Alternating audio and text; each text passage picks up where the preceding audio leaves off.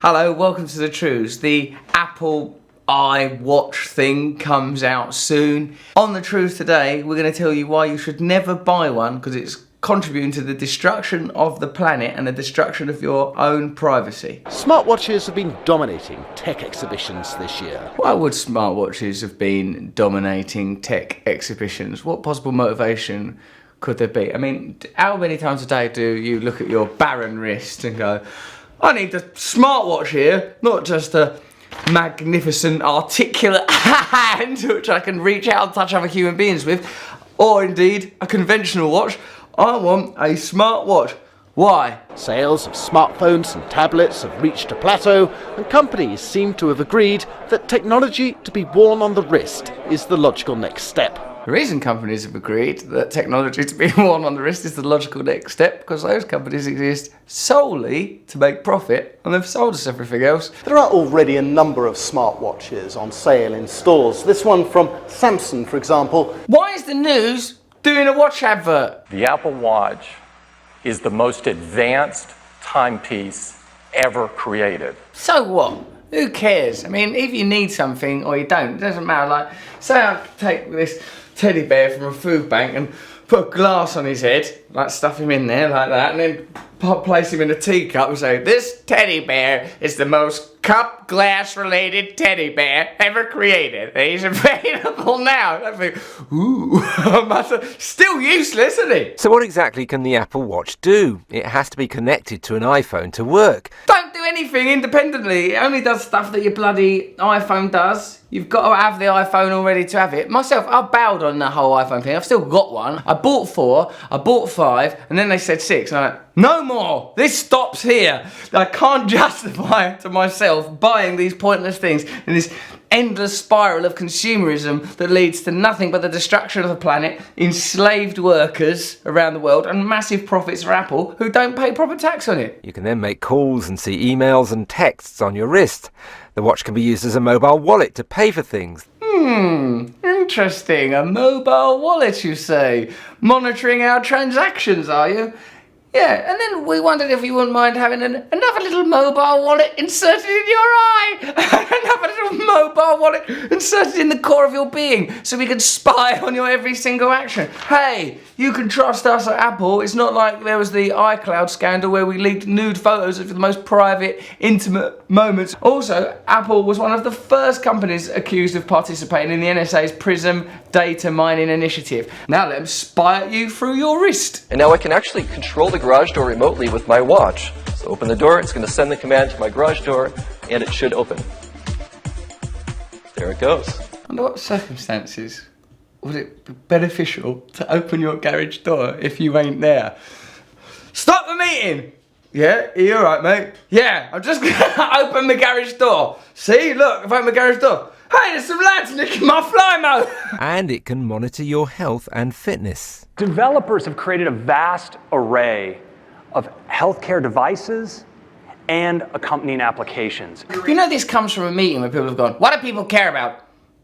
Dying and stuff? Yes, put it in the pointless watch. Everything from monitoring your activity level, to your heart rate, to your weight, Whether or not people love you. and chronic medical conditions like high blood pressure and diabetes. To see Apple talk about your personal health is ridiculous and risible. Do you think on any level that the most successful, richest, most tax evading company in the whole world is interested on any level about your health and your well-being? What they care about is profit. What they care about is capturing information about you. On the most benign level, information to help them market new products, information that will be used to sell you stuff and to keep you a consumer. And on the most malevolent level, information that will be given to governments to compile further data and to observe you and to invade your privacy further. What about Apple makes you think they have meetings where they go, how can we help people today? I'm really worried about people's health. They don't have those conversations at Apple. All they want is your money. Their cases are made from 18-karat solid gold. It is priced from $10,000, and it will be available in select retail stores. Well, yeah, because no one can bloody afford one. The company also unveiled a plan to allow medical researchers to use information collected from iPhone and watch users. What? Sorry? What was that? While promising that it wouldn't see that data. You decide how your data is shared. Well, don't share it. Stop giving it to the government. Can I be any clearer? Let's face it.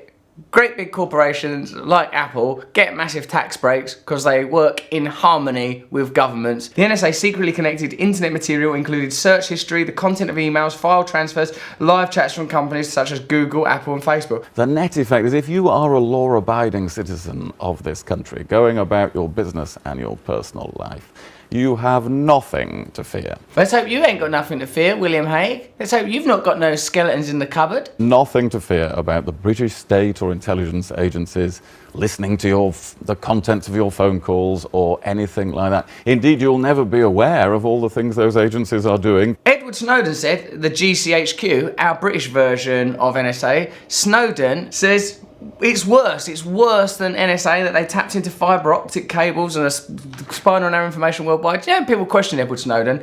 Edward Snowden, is he a hero or is he a villain? Well, what possible motivation could the man have other than acting on his conscience? Do you know what I've really always wanted, dear? What's that, Edward? Well, I've always wanted to go and live in fear of my life in a cabin in Russia, never able to see any of my family members and fearing a bullet in the back of the head at all times. Oh, I'll start acting conscientiously at work then. To stop your identity being stolen and to stop a terrorist blowing you up tomorrow. A terrorist might have blown you up tomorrow if we hadn't looked at that picture of your fanny. Really? How does this work? It's complicated. But if you are a would-be terrorist... If you are a would-be terrorist, are you a would-be terrorist? I would be if I thought you'd keep fucking spying on me the whole time. I'm thinking of becoming one, actually. Or at the centre of a criminal network, or a foreign intelligence agency trying to spy on Britain. Are you a foreign intelligence agency trying to spy on Britain? Yes, I am, as a matter of fact. Ah, well, you've just made your first mistake, sir.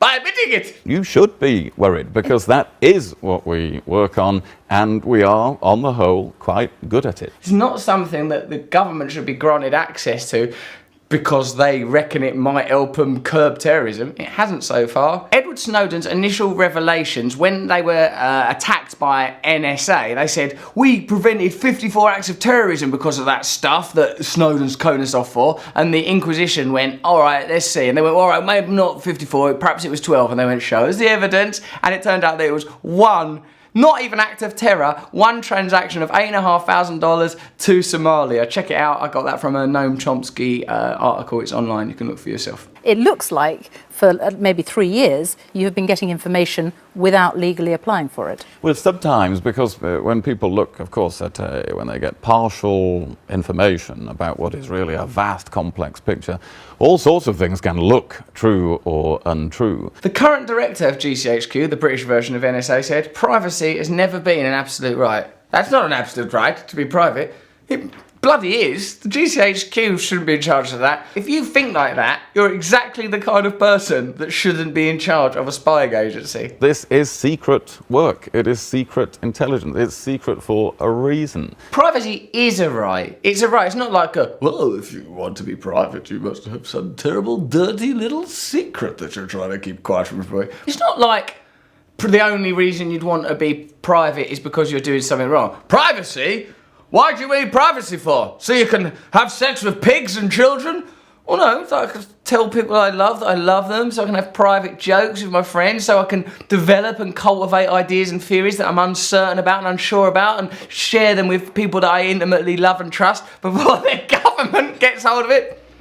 You're weird. If actually we could tell the whole world and the whole country how we do this business, I think people actually would be enormously reassured by it. When did the conversation go in this direction? Oh, we're entitled to spy on you, we're entitled to take your information, we're entitled to monitor and observe what you think, how you behave. Like, they're trustworthy. We know there are sitting MPs that are paedophiles. We know they're sitting on the Chilcot inquiry till after the election. We know they are in the hock of their cronies and of big big business. Who are they to spy on us? We should be spying on them. They're not the moral arbiters of us. The entire system's defunct and broken. The Apple iWatch is just another way of tagging and bagging yourself up. Is it really any different from the tags they put on convicted criminals? We're all criminals. We're all guilty until proven innocent, and now they want to give us a gold-plated one at 10 grand for the privilege. Don't buy an Apple iWatch. Don't trust William Hague or anybody in the government. Stop participating in this meaningless facade. Yeah, all right, we're stuck with the laptops and the phones that we've got now. But if you really want to protest, if you really want to make a difference to government, stop consuming, stop voting, stop paying your mortgage, stop paying your taxes. But in harmony and organisation with one another, not just one lone lunatic. Don't buy an iWatch. That's some true news. Subscribe here.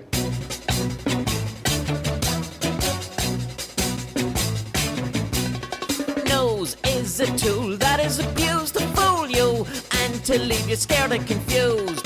Trews is like the news. If the news was true, I want some Trews. Let's have some Trews.